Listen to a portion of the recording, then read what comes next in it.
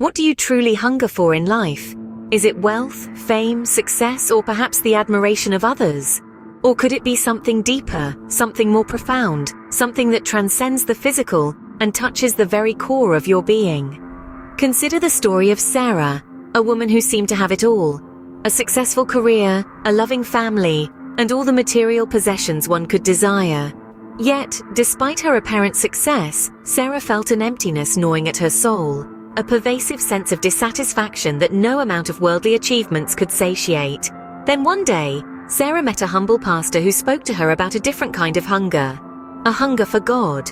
Intrigued, Sarah began to explore this new path. She delved into the scriptures, attended church services, and started investing her time in prayer and meditation. As she developed her spiritual appetite, Sarah discovered a joy and contentment that she had never experienced before. She found that her hunger for God wasn't just about seeking spiritual nourishment. It was about cultivating a relationship with her Creator, about aligning her life with His will, and about living in accordance with His teachings. She found that the more she hungered for God, the more she was filled with His peace, love, and wisdom. And she realized that the satisfaction she found in God was far more fulfilling, far more enduring than any of the fleeting pleasures the world had to offer. Sarah's story teaches us that our hunger for God can be satisfied through a deep and intimate relationship with Him. This relationship is nurtured through prayer, meditation, and the study of His Word.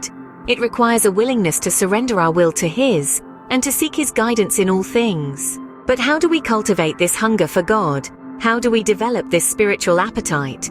First, we must acknowledge our need for God. We must recognize that without Him, our lives are incomplete. We must understand that our deepest desires, our most profound longings, can only be satisfied in Him.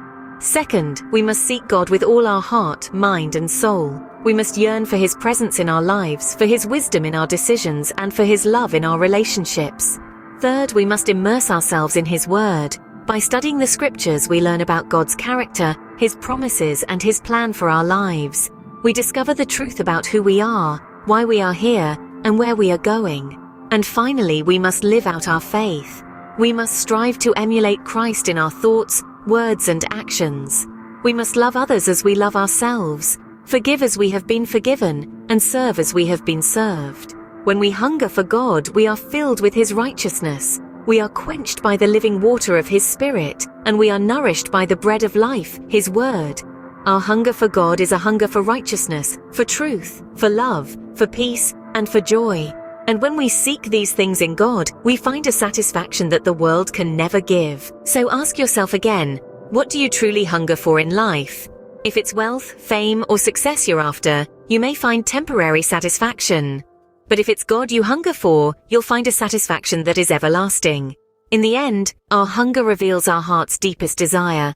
And if our deepest desire is for God, then we will be filled with all the fullness of His love, His peace, and His joy. For as it is written in Matthew 5:6, "Blessed are those who hunger and thirst for righteousness, for they shall be filled."